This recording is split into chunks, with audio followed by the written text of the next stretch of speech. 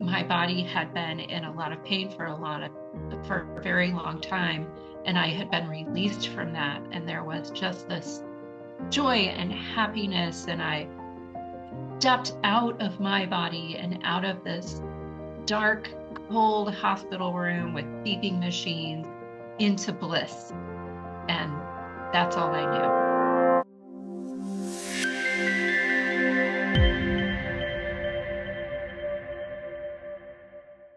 I did have a near-death experience in 2015. It was during a medical test. I was on something called a tilt table, which is designed to measure whether your heart and your brain and your body are all talking to each other. And the point of the test is to pass out. That's kind of what happens if you get a positive result. I passed with flying colors.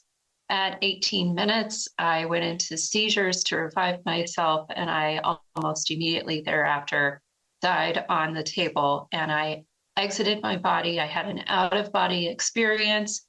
I left my body with my consciousness looking back on myself. So if you would think about me having an angelic body, it was like I had turned back around and was facing myself. I didn't recognize myself.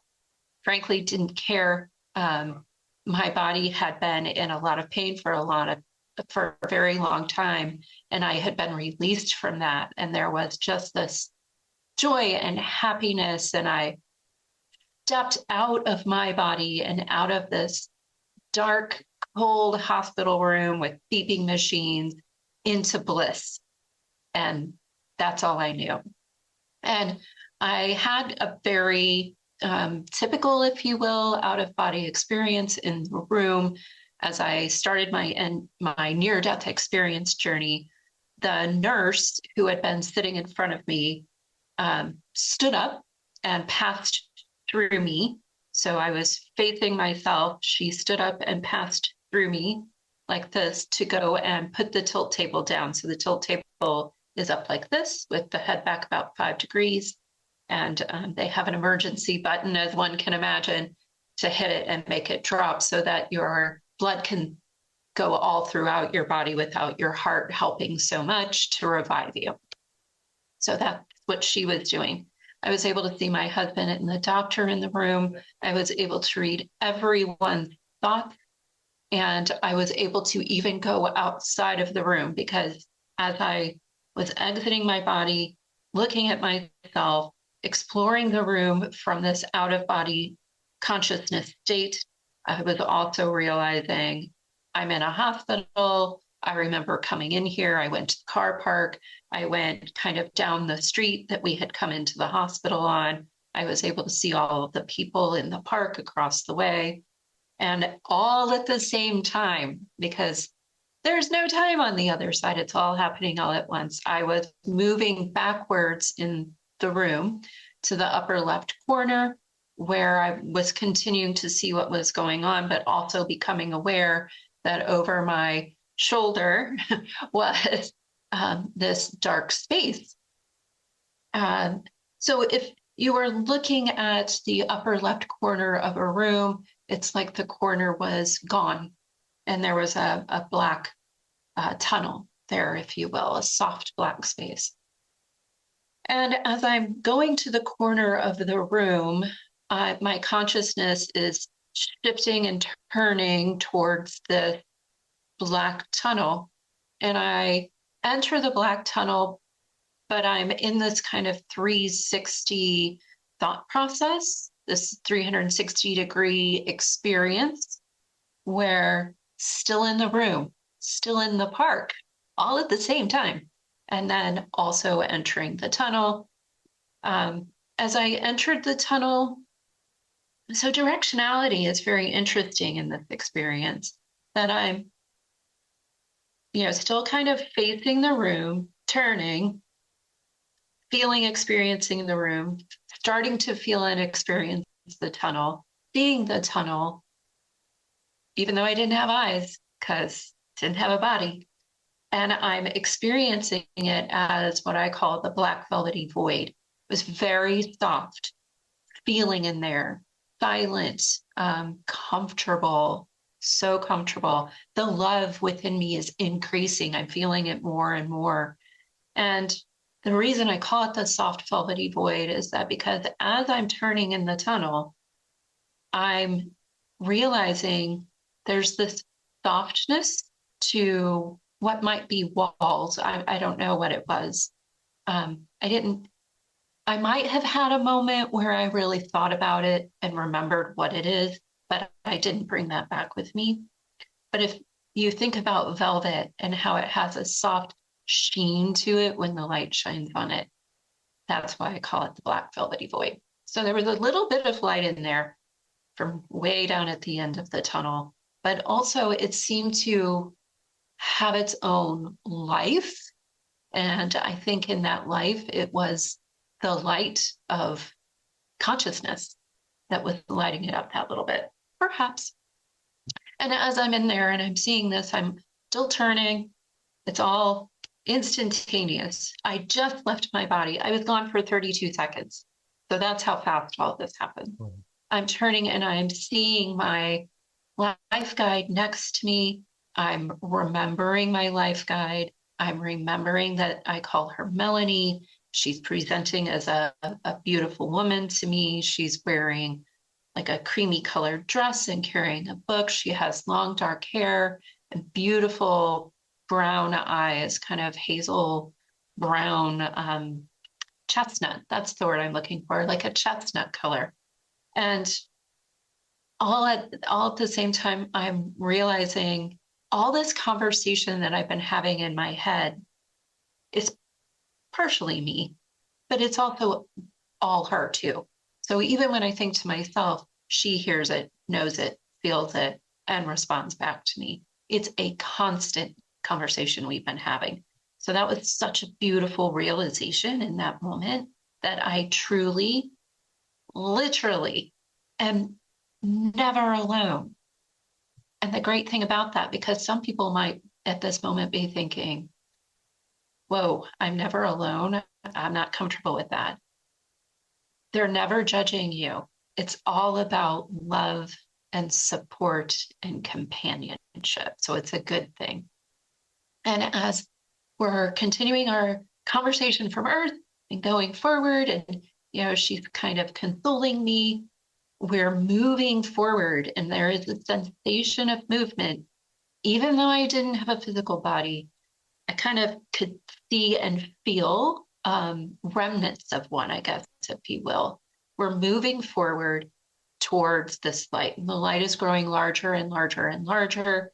It's circular in shape. And as we enter the light, it's like going into a subway station and the light comes over us. And we are in this white velvety void. Velvety got me. The room that we entered, the space that we entered, whatever terminology the listener prefers, is devoid of any markers which would indicate walls or man-made anything. It's just a white space. There's no floor, no ceiling, no corners, no lines, nothing. We enter at one point, and to my left are my family and friends, as far as the eye can see, from this life, from past lives, all of it. And when I kind of put my eyes, if you will, on any particular soul that's there, I remember my life with them lightly, not like deeply remembering it all, but just, oh, I remember who you are. And I'm able to hug people. So my grandparents are there, my aunt and uncles are there. I had a friend in high school who committed suicide. He was there. Pets were there. It was amazing. And I really enjoyed interacting with them. When I would hug them and we would greet each other, I could kiss them on their cheek, which is very interesting because, again, no bodies, no human bodies. We left them back on Earth, but they're presenting to me in their human form. And as I hug them, remember our lives together, good and bad. So the really special moments. And then like I would go and spend the summers with my grandmother. She was there when I hugged her. I remember those conversations we would have over lunch where it was just us in the house. I kind of had her to myself. And I really cherished those times. And I remembered those conversations.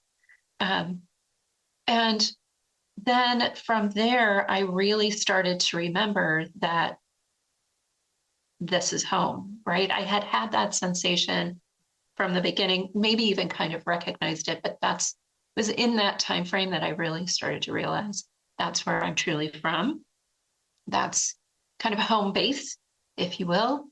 And I started to remember. So I remembered past lives, future lives, if you will, from that point within which I was standing there as Angela, this version of my soul.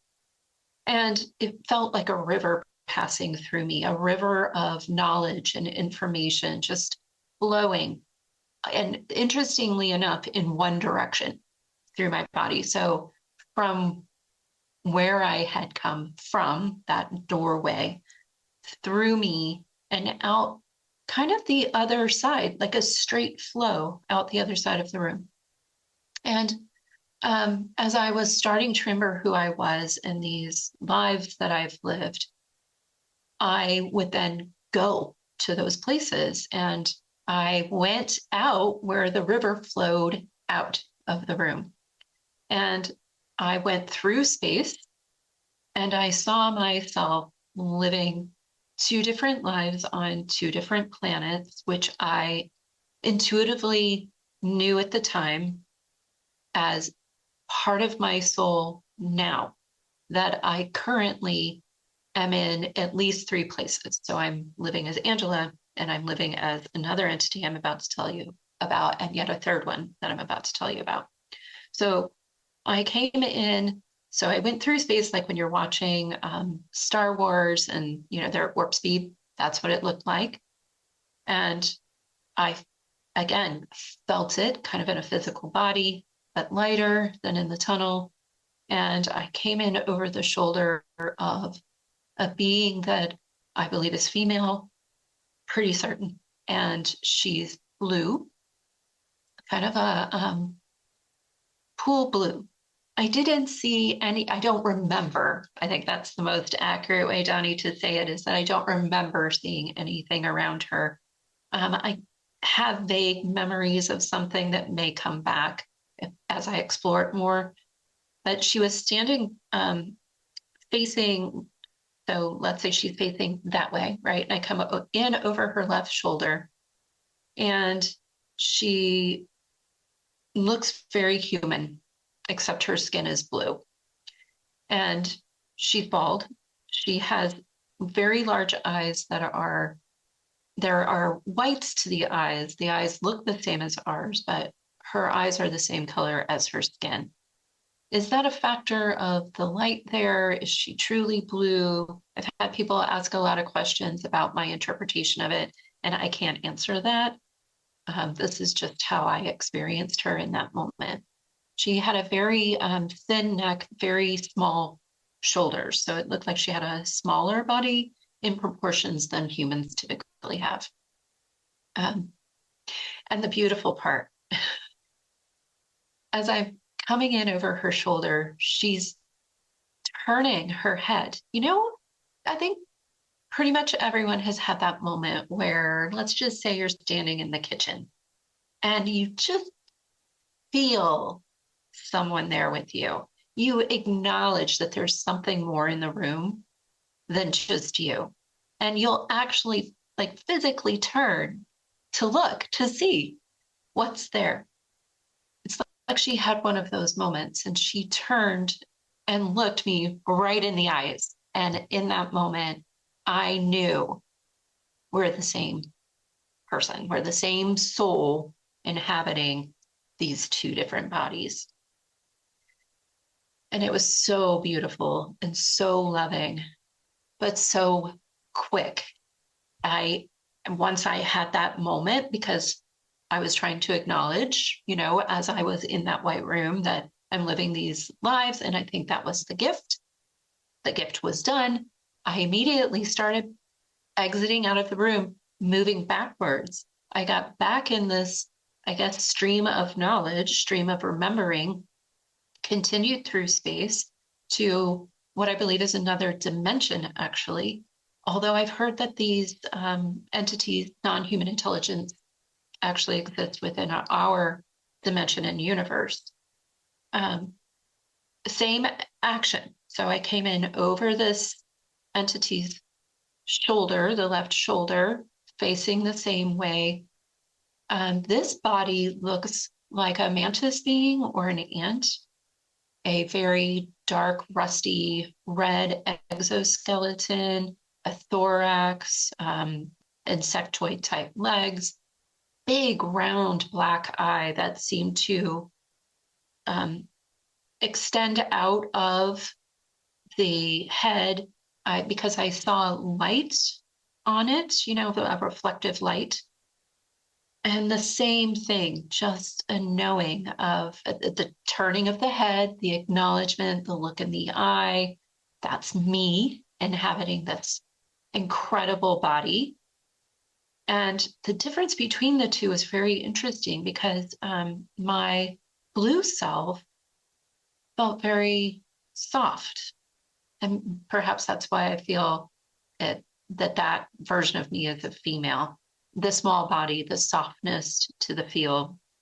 But this mantis being felt much more strong and militaristic almost, and also had these leather coverings on its body, on its abdomen, and was holding a staff that let me feel into that more, like perhaps that's the type of life that this version of me is living.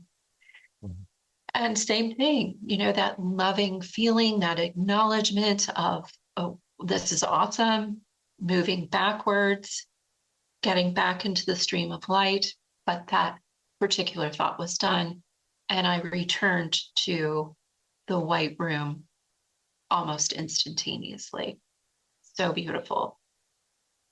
And you know, at the same time, I'm kind of thinking about, oh, well, what about Angela on Earth? And I'm remembering my family. And whenever I would do that, a portal would open in the white space, and I would see my children. So I could see my children at home, and I could see my husband in the hospital room. When I saw my children, I saw them flickering back and forth. Joseph Banks saw a similar thing, where it's like their current version to your death date when you're having your experience. So their age then, and then a different older version of them, a future version of them. And this is where the transmaterial veridical evidence comes in. So growing up, I always had a feeling that my oldest child, Lily, born Lily, female, felt more like a boy on the inside. And I never squashed that, but I never said anything to Lily about it. And I never really, I think I said maybe one or two things to my husband along the way. But Lily liked to, you know, go on walks outside and put rocks in her pocket. And she always wanted a pixie haircut and never wanted the frilly skirt. That made me sad because as a mom, you know, we always want to buy the frilly pretty floral dresses, but she wanted the cargo pants. And so that's what she got. And when I was seeing Lily at that time, the other version of Lily that I saw was a man wearing blue jeans and a t-shirt with a beard. And Lily has transitioned to Adam and likes to wear blue jeans and cargo pants and t-shirts, just like when he was a little boy, and he has a beard now and he's very happy. So I never said anything to him about it, even after my experience, and he made that transition on his own. Mm-hmm. And then his sister, who was 6 years younger, they were sitting on the carpet he was holding her when I saw them at the time of my death. And then I saw my younger daughter, Caroline, as a grown-up woman wearing a white lab coat. And Caroline is currently, as of the filming of this episode, a junior in high school, and she wants to go to school to become an MD in sports medicine. She made that decision before she heard me start telling my stories. She was already on the medical path. Wow. So that's so beautiful, right? That I was able to see them, spend that time wondering, and then here they are actually doing what I saw. It's fantastic. And then, so, I'm still kind of, it's all going by so fast. I mean, all this stuff has happened, and yet I was only gone for 31, 32 seconds on Earth. So if we acted those things out in our human time frame, we would be well past that. And so it's all, so expressive of how if there is some version of time on the other side, I didn't feel it. I didn't acknowledge it. I only acknowledged it as a thing that exists on Earth, probably on other planets too, but, outside of this dimension we go to when we pass away. And as I continued through my thought process, I went back towards where I went to see myself in these other bodies, but I kind of exited to the right and went out into a space-like area again, where I would see the past and the future. Again, no time. And I saw a future version of Earth and I knew it was a future version of Earth because I felt it. I knew as being a part of the flow of this knowledge, but also indicators were things that are happening now, for one, cell phones, cars, the clothing people were wearing, just indicators like that gave me a presence in time for it. But it was a very long time span that I saw very quickly. So I saw migration being an issue within our own country. Unfortunately, Trump, people will contest what I just said, but Trump becoming president and playing a part in all that I'm about to talk about. So this pathway is that a lot of countries right now are feeling a lot of angst about immigrants coming into their countries. And what happens is these people are fleeing lives that seem unsustainable to them. They don't feel safe, and they go to a country that will allow them to live a safe life. But then they take jobs because they need to work and have a house and take care of their families. And then they're living in other houses, and the price of housing goes up. So it's harder to get a job. Housing prices go up. It's a cycle that just continues to build over and over again. And the people who are from that country become angry, and they start to fight back, and it turns into wars. So we have a third world war, and then simmers down, and then a fourth world war not very long after that, where there's free will and we have the ability to navigate our way out of this through our good, loving choices.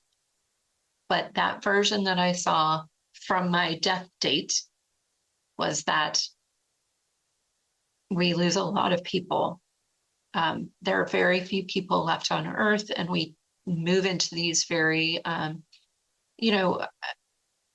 we were just talking about, Donnie, you living in Venice, and how it's a very communal culture where you know your neighbors and you support each other, and everybody's there in this happy space. And that's what I saw, is that we settled down into these smaller communities, smaller cities, where we don't, in America, we don't go to the grocery store, drive past our neighbors, maybe wave, maybe not, come home, drive into the garage, shut the garage door, never see each other, never talk to each other.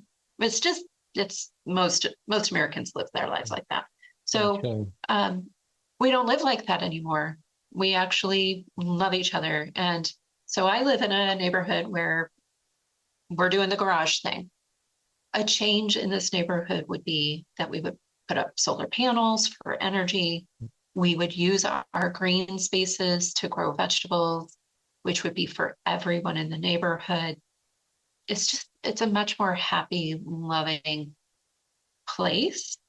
But like life, I'm on Friday, will be turning 53, starting my 54th year. And I was thinking to myself this morning, it's so in alignment with what I just said, that we go through ebbs and flows. I thank all of the 53 years I've had for all of the joy and love and peaceful moments, but also all of the moments that really stink. And in the moment, I didn't want to live them, but they made me who I am and they're valuable. And I thank them for that. And I wouldn't appreciate the peace and the love and the joy and the all of those great things as much if that's all I ever had. So darkness or these moments we'd rather not have are part of the journey here. And, that getting to that peaceful, loving space of being a more awakened society that doesn't judge each other, from what I saw on my death date, requires these very harsh steps along the way. Yeah. Which takes me to, after that, I kind of went into my life review. So I took the course again in that flow of knowledge. I backed out of that space where I was seeing all of these different times, and I went back to my starting space where Melanie was, my family was, and just inside that doorway from the Black Velvety Void. And I felt this fall into a life review where I just started seeing everything going by from Angela's life. It felt like it was behind me, but I was seeing it with my 360 vision. So I was enveloped in it, but I still felt Melanie there. I still felt my family and friends there. I still knew I was in the white space. It wasn't like I exited the white space. My life review happened within the white space. And I saw the good and the bad. I saw, small things that I did that hurt people's feelings. And I was them. Like when I was hugging my family and I remembered all of our moments together, it was like that. So it was like a movie going by. But if you could feel all of the emotions in the movie, every last one of them. And relating to what I was just saying about these wars that we probably will go through. I'm not the only person to see this during their experience. My view of the future is very much in alignment with other people's. I saw this experience with my father who was abusive to me, and I could see and feel while I was there and understand our kind of commitment to each other. A lot of people like to use the term contract. I don't personally like that term. We were being loving and compassionate to each other, which is very hard for a lot of people to hear. But what you need to know and remember is that I was on the other side. I was in heaven. So when I was watching this and thinking about it and feeling it, I was not Angela. I was only partially Angela, the part that came back to heaven with me. I was viewing it from my angelic self.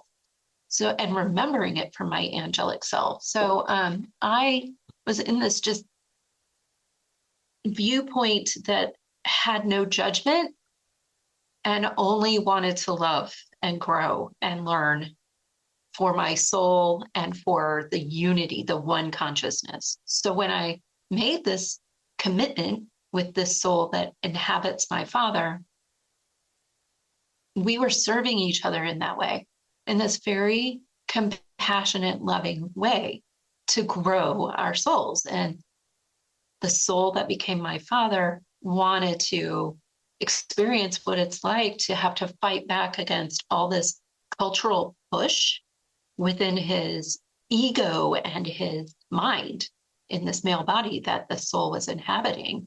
And unfortunately, did not pass the test and did abuse me. And then I needed to experience stepping forward and saying, stop, I'm not putting up with this. And that's what I did. And so we served each other well through that, even though it was a very hard, abusive relationship. So that was another interesting part of my experience. And I, kind of got to the end of my life review. I felt like there were still parts of it, but I had a moment of feeling like I didn't do as good of a job as I wanted to. And my human side was remembering, oh, on Earth, this is when you go to purgatory. Maybe that's what I should do. And as that thought is coming through me, Melanie is saying, wait a minute, I think you need to, reconsider this, right? That doesn't make sense to me. And a part I skipped over is no one was judging me. So all my family and friends were there. Here's Melanie, who's by my side all the time. Not one of them was judging me. The only person judging me was me. I was the only one doing that. They all had love for me, total respect for what I had been through. And so as Melanie's saying, whoa, wait a minute, my mother-in-law steps forward. So there seemed to be there was an offense or a barrier, but kind of like a space I really couldn't cross over. She came across that and was right next to me and said, you can't stay. You have to go home and take care of the children. And I woke up on the tilt table. So I always find that funny that my mother-in-law is stepping forward and saying, no, you can't stay. You have to go take care of the children, her children, right? Her grandchildren. So, yeah. Thank you for that, Tony. It's always a pleasure to remember it. Thank you for sharing. I think, wow, what a wonderful experience. There's so much to unpack here. Well, first of all, something that's taken you over 30 minutes to tell, you experienced it in just those 32 human seconds, which is just astonishing. Yes. And the other thing, which is another very common feature with NDEers, is this thing that consciousness seems to be able to split. So you were able, so it seems that your consciousness was confined in these three different entities, so to speak, and now you're perhaps more responsible for Angela. It's been precisely 10 years since your experience. Have you perceived those other two entities in any other time since? Yes, in my dream states. So when I'm sleeping, I will definitely astral travel. I've had some interaction with the blue being. I've had some moments where I've felt the mantis being, but I don't remember, having a dream state where I visited with myself on that other side. I always refer to the Seth material, which talks about how in our sleep state, that's when we return to the other side. So a part of our soul or all of our soul leaves or travels dimensions to go home to really process what we're going through, so that we process each day while we're in our sleep, deep sleep. And we talk with these other parts of our soul. And then we also talk with anyone else, like Melanie, or, your soul family, if you will, to start to make decisions about what you want to do with what's going on in your life at the time, trying to stay on track. Yeah. And the big part of that for me is the conversion. So, I believe I'm doing this at night. So I'm going and I'm able to connect then with all of these other portions of my soul living these other lives, having these lessons, and then they're also convening with me. And when I come back, how do I really remember that? You know, it takes a lot of practice, a lot of meditating on it, because when we wake up, we are designed and taught culturally to not remember that. So that's a big challenge for me right now is I know I am talking to them. I have to be because I'm going through this, but bringing that memory with me, being able to, I guess a good way to say it is take the veil off and get my soul to be more accessible. I don't know. There are a lot of different ways to say that, but yeah, I do believe that I'm still in contact with them on a regular basis.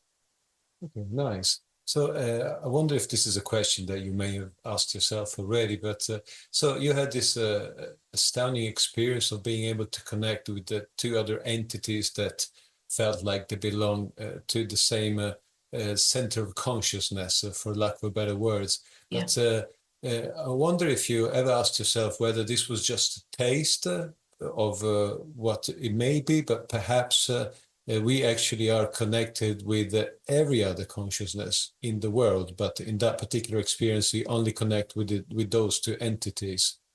Yes, I very much believe that we are an aspect of the one greater consciousness. Oh, I love that. I always point to the Gaia channel. Matthias DeStefano did the initiation series, and he did a great job of explaining it there. So if you haven't seen that, I highly recommend it. And it also matches up a lot with what Paramahansa Yogananda has to say, what the Seth material says. There's a lot of stuff out there that all points to one consciousness and this post-physicalist existence that we have outside of the body, which I certainly experienced during my NDE.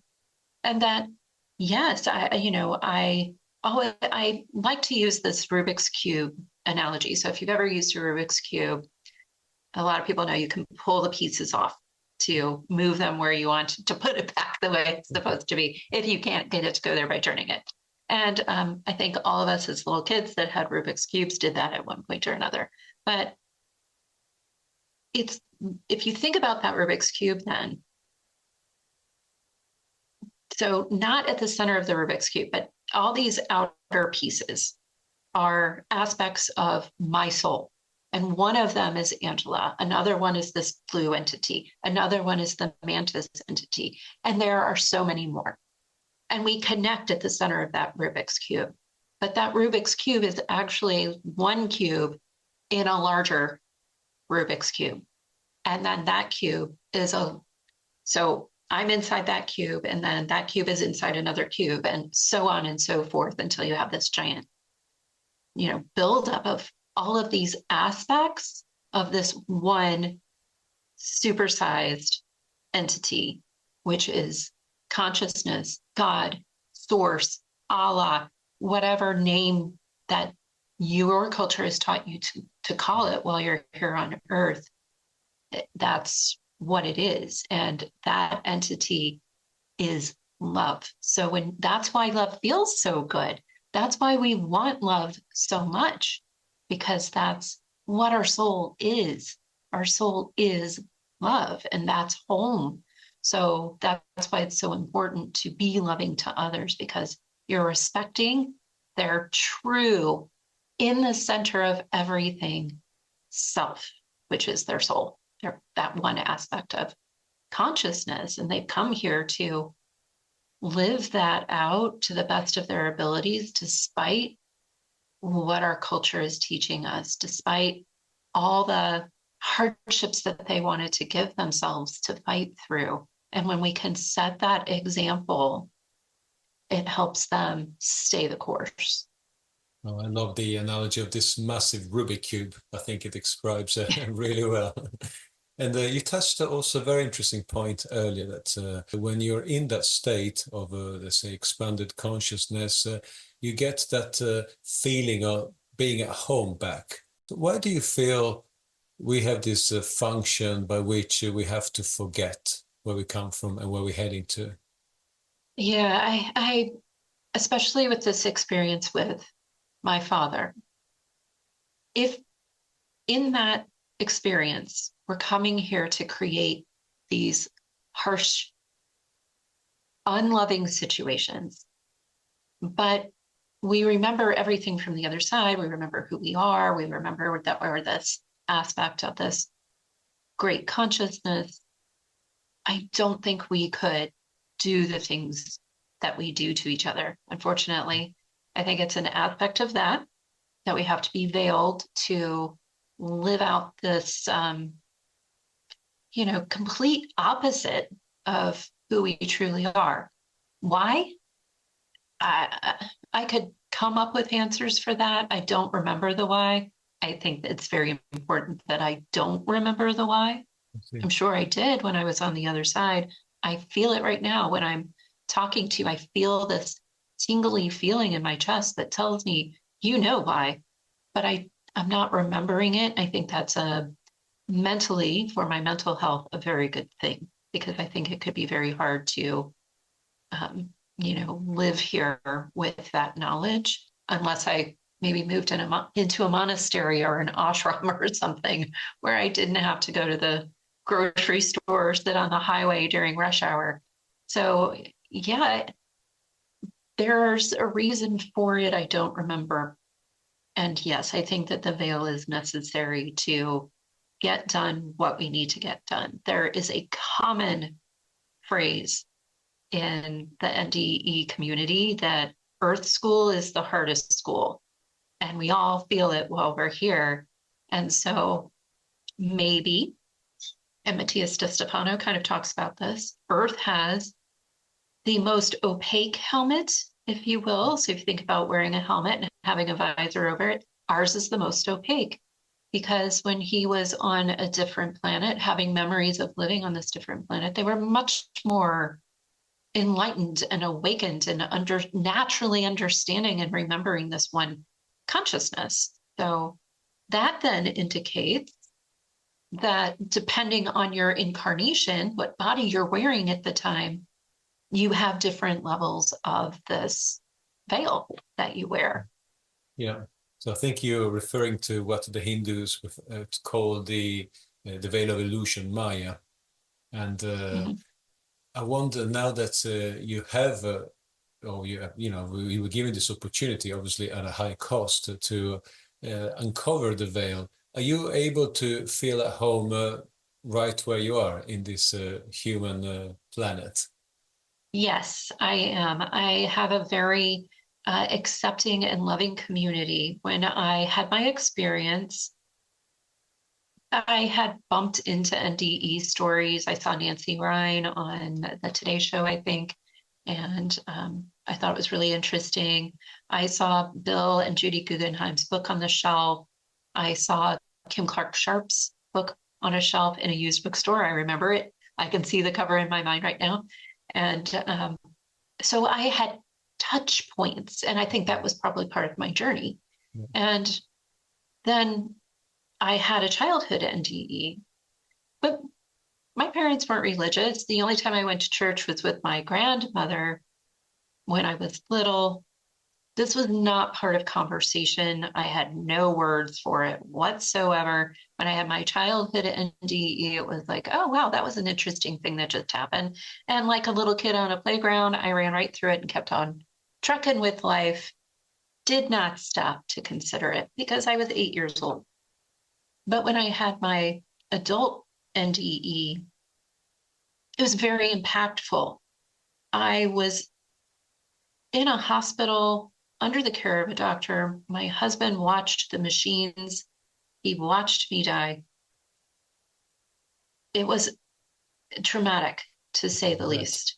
When I sat up, the doctor, I think because he's a cardiologist and that's what he does, he's probably experienced people who have had spiritual experiences while getting a positive result with this tilt table test, he did ask me, did something happen? Did you see something? Because I was very silent. Once I sat up, I didn't want to say something to my husband because I had just seen his mother who had passed recently. And here we are. I had just died. I needed to recuperate. He needed to recuperate. He just watched his wife die. It's not the moment to sit up and say, wow, hey, this amazing thing just happened. So, we went home. I spent a little while, and then I told him in the right moment. But I got home, and I have a lot of electrical sensitivity still. And I was burning out. Well, at the time, I didn't know. At the time, it was just, why are the light bulbs burning out all the time? Why is the laptop burning my hand? Why can't I hold my phone anymore? So what do? I Google it, as all good people do now. And that's when I ran into, oh, you had a near-death experience. I ran into IANDS. I started following IANDS. So this, kind of leads into where I was originally going. I got a little off track there. And I then found community. That was a big part in my success with my integration. So I told my husband, he was very supportive, very loving. I found IANDS. I connected with IANDS. An ad went out for help with the website. I had that experience. They brought me in on the team. And now since 2019, I work all week long with people who are in this community, talking about it, providing education and providing support. It's a very special place to be. And because of that, because I'm reading all the books and talking with all the people and being able to see these sharing groups in action, it's a happy space for me to have had this experience. It's a gift. I know that's not the case for other people. I know there are people who really struggle with it. Their lives are not as joyous as mine. They don't have the community that I have. And my heart breaks for them. But I see now, looking back, that I am where I am because my life has brought me here. All the experiences I had led up to every single moment I'm having. It's all as it should be. So in this incarnation, it's a good, happy one so far. Not saying things won't turn for the worse, but yeah, it's going great for me. Did I answer your question? I feel like I really got off track there. No, absolutely. You answered a lot of questions. I think it's like you mentioned, it's really important to have a community that you can speak to about these experiences. That's why I think IANDS is doing a brilliant job in this, and I feel it's only the beginning. We're fighting as well here in Italy so that we can slowly reform the health systems. I mean, it sounds like you had a very supportive husband, which is not always the case. I'm sure you know this piece of stats that I think about 75% of people end up divorcing after a number of years because of the discrepancies in values, right? So the fact that you had a husband that was there for you, you had a doctor that actually asked you, and perhaps that was prepared for this. Even that is extremely rare. I'm sure you appreciate that. There's around 20% of NDEers, when the few that end up speaking to the doctors about it, they end up being pathologized. And this is kind of the current way to deal with these sort of things. So it seems that you've been very privileged, and as you mentioned, not everyone is in that position. And of course, we're here to change that because you're right. As I think Atwater mentioned, it takes on average 7 years of integration.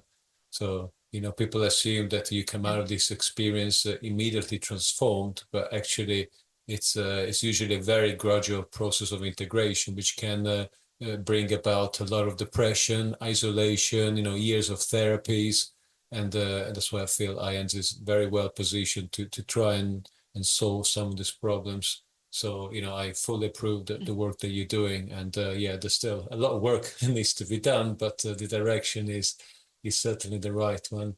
That's That's brilliant. I'd be curious to know what was your view on life after death before your experience. I didn't really think that much existed. I felt that there was something more kind of in the Buddhist methodology. If I followed any kind of religion, you could say that might be my religion, but I wasn't a practicing Buddhist. I think because of my childhood experience, and I go to the IANDS Childhood Experiencer Sharing Group, which has people who are even just suspecting that maybe they had a childhood experience in it. And once we started talking with each other, we found that there was a very common thread amongst all of us. And that's that whenever we interacted with people after our experience as a child, where we were, the veil was pulled back and we were able to start seeing things again from this, soul state, if you will. We had a hard time interacting with people, going back to the playground. I was a teacher. Kids on the playground being so mean to each other. I just couldn't even be around it. I'd rather go off somewhere by myself on the playground than be around that, because it hurt me, because I remembered I wasn't having a conversation with myself or even Melanie, which would be a version of myself at that time, about it, because again, I didn't have the words for it. That wasn't a part of my culture. We didn't talk about it. But internally, something inside of me had been released. And that's been the case for me throughout my life. And when I'm in that childhood experiencer group, we talk about that and we can join together in this bond of understanding that having an experience as a child makes you a certain way that is pretty definable. And PMH Atwater talks about this in several of her books, this opening that occurs. So I had that when I had my adult experience as a part of me, but I didn't acknowledge it again. I didn't have the words for it. I didn't take time to stop and think about it. It wasn't living in some compartment in my mind. It was me, a part of my personality that existed there that I really couldn't label or acknowledge until after my second experience and going to sharing groups, reading and understanding what had happened to me, and that what I saw was real. It happened. It's a thing that happens to people. And oh, by the way, I knew something more existed because of that childhood experience, but I didn't apply it to my life. I wasn't actively living my life thinking, oh my gosh, if I die, I'm going to go here or there. That wasn't a part of my thought process. Makes absolute sense. But I think it is safe to say that you're no longer afraid of death. Could we say that you're almost looking forward to it? I wouldn't say I'm looking forward to it. I have a very happy life here. I really love serving this community, and I look forward to that. Our lives here are so short. We came here to get things done, and I want to do what I came here to get done. I want to be with my kids. I want to be with my husband. I want to be with my friends. I want to go to more IANDS conferences where I get so full of happiness and joy and love that I'm walking around in the airport smiling at everyone and they're looking back at me like, what's up with you, lady? So yeah, I mean, I'm not afraid of death, and I look forward to going home and being with my family again. But the great joy is that I know that I'm doing that every day anyway in my sleep, and I can also do that when I meditate. I don't need to die to go home, and I don't need to die to experience the bliss and joy of my NDE, all those lessons. I need to live my life to enjoy the lessons from my NDE. Yeah, definitely. What do you think that people who have not had an NDE can do to start to maybe come to terms with the notion of an afterlife? Oh, wow. Yeah, most people that I've encountered talk about just listening to podcasts and then trying to incorporate that into your life. So I'm kind of focusing on the word incorporating right now and hearing from the other side that that's what I should focus on right now. And it's incorporation. So listening to the stories, hearing those common threads, the commonalities between what all NDEs are saying, and then finding a way that works for you to incorporate it into your life, because everybody's living a different kind of life. And it really takes self-reflective moments. So for someone who's super busy, that might be a few minutes on the bus commuting from point A to point B. For other people, it might be, the 3-hour meditation that you can have on a Saturday or Sunday. But having self-reflective moments where you're thinking about those messages, those common threads from these near-death experiences that really focus on we're coming here from love. We are love, and we are here to love. So that's the surfboard that you're surfing on in this ocean. Staying focused on love, which can be hard. So what does love look like? Love is kindness. Always trying to make your choices from the point of kindness. When you see someone who you intuitively know, because we all have souls and we're all loving, you might tell yourself you're not intuitive, but we all feel it when we're next to someone who needs some sort of human connection. It may for you just be a kind word. It may be for you, if you're comfortable, rubbing their shoulder. It may be for you, if you're like me, enveloping them in a hug and consoling them. But paying attention to people and their feelings and having compassion in whatever form I just talked about. Trying to, in the kindness and compassion realm, stay peaceful within your own soul, which can mean, giving some things up. Here's an example. This year, a gift to myself is I'm putting my health first. Literally, first thing in the morning, I get up, I do some mental health exercises, and I exercise my physical body. And it's made such a big difference for me. I'm giving some things up. I'm not able to answer emails as quickly, or maybe, they have to go a little longer into the week before I answer them. That's stressful for me. So I'm making a peaceful time for myself, which creates a little bit of a stressful moment, but I'm focusing on this is to give me peace in my life. So there's a little give and take there with the peace, but finding a way that works for you, navigating your life in a way that gives you these peaceful moments. Because if you can't find a way to peace and you're living in chaos, it's very, very hard to be kind, to have compassion, and to love others and yourself. So those are 4 key things there. Yeah. Another thing that I like to focus on, and is a common message from the other side for me, is be a bell ringer. And that's how you're a bell ringer. So when I say be a bell ringer, I'm referring to, you're living it. You're an example of it. And it's like the sound of a bell ringing out into everyone else's life. So that's why it's so important to find that peace so that you can share kindness, compassion, and love with yourself and to others. Yeah.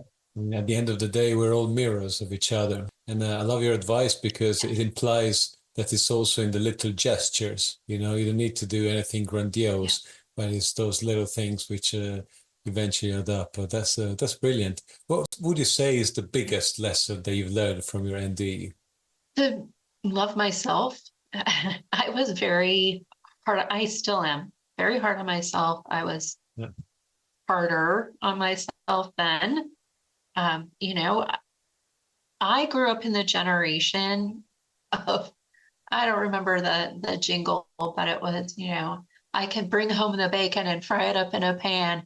It was like, hey, you can do anything. You can go to college and get a great job and work 40 hours a week and have a couple of kids, take care of your marriage and still be super happy and everything's going to come together and be perfect. And you know what? That's not the case. It's hard working 40 hours a week and having kids, nigh upon impossible. And having both people working 40 hours a week, wow. And I'm a perfectionist. Anyone who's worked with me knows that. I'm a perfectionist, not for other people, for myself, my own work, right? Like it has to be just right before I'll launch it. And so there's that stress that goes with that. And yeah, I mean, I was hard on myself. And now I realized, look, I'm here doing the best I can on this journey. And like I was saying before, I want to live it out and do it all, but softly, not with utter perfection. To be kind to others, I have to be kind to myself. And as you so beautifully said, we are mirrors to each other. So if I'm going to be the example I came here to be, which is our purpose, then I have to reflect for others what I want reflected back to me. Yeah. Well said. Well, I do need to ask you, what's your idea of God these days? My idea of God is consciousness. So when I see God in my mind's eye, I see something much more like outer space, but also imposed on that are all these incarnations that we have, and this aspect of this one consciousness exploring and adventuring and having fun within all these incarnations, and then bringing it home to the one, and all those lessons that were learned, again, reflecting it back out into all these little versions of itself, going out and playing and adventuring and having fun in these incarnations.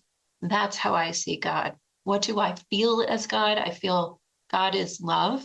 When someone says that term, that's where I go. Consciousness and love are the same thing. They're equal. Put that up in your favorite font. Consciousness equals love. That's what I see. Wow. Yeah, I don't see a particular entity, unless, part of it, Donnie, is like nature. I think that's why we like being in nature so much. And nature bathing is so important to us because I have a deep connection with trees. And so when I'm in the woods, I really feel God. And my husband kind of giggles at me a little bit because I'm definitely one of those NDEers that is in awe a lot. So we'll go for a walk and my head is up all the time and I'm just agape with, wow, that's brilliant. Look at it all. Look at all this love reflecting back. Yeah. Why do you think God made us? To grow and learn is what I always refer to. Grow and learn as itself. And again, I'll refer you to the initiation series on Gaia. He does a beautiful job of explaining it over several episodes of it's what I saw that, why is my soul family, whatever terminology you like, but that soul that's in different incarnations right now, that seems to be a unit of the Rubik's Cube. Why am I having all these experiences? Well, it's to understand self, I guess. That's a new one I'm coming to through this conversation. Thank you for that. To understand itself. Yeah. Yeah, I think I had this conversation with Bob Coppers, which I know you know pretty well. I think we came to the conclusion that God kind of made us to experience itself through us, which perhaps resonates a little bit with what you're saying. That's great. Well, I have one last question for you. What's the meaning of life for you? The meaning of life is to love, and it's been a common thread in this conversation, yourself and others, to stay true to your ultimate self, which is your soul, And your soul, as an aspect of God, is God, consciousness, source.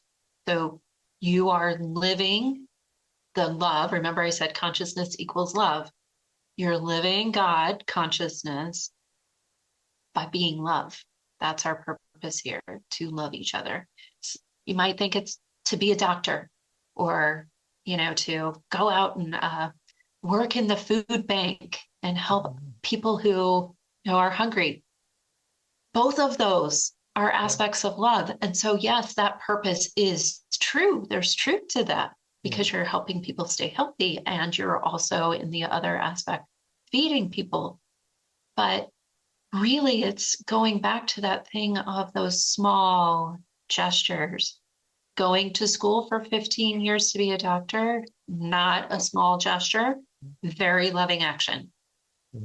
But on an everyday basis, it's how you treat people. It's how you speak to people. It's looking them in the eye. It's smiling at people in the grocery store. You don't know what kind of day they've had. A smile could change everything for them. Just looking at them and acknowledging them. One of the things that's really become a thread in my life as well is I see you.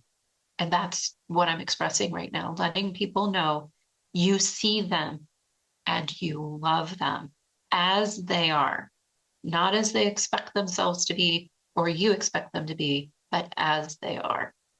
Yeah. Okay, Wow. yeah. I felt like I was channeling there a little bit. That's brilliant. I'm glad I could help. And yeah, I actually love this bit about Avatar, because they never say, I love you, I feel you. They always say, I see you, which I think represents really nicely how we reflect one another. Angela, thank you so much for the wonderful conversation. We touched a lot of points. I know we could be talking for a long time, but we'll be going on for over an hour. And I'm sure you have things to do. I wish you all the best. Yeah, as I said, I fully support the great job you're doing. I think you're definitely on a journey that is helping out a huge amount of people. So you have all my support. And yeah, all the best for now. Yes. Ta-ta. Thank you, Johnny. Yeah. Thank you. Peace and love to you. Hey guys, thanks for watching. If you enjoyed the video and want to support the channel, leave a like, subscribe and hit the bell notification button to be notified of the next episode. Until then, enjoy the stream we all call life and live the love you want to see in the world. Bye for now.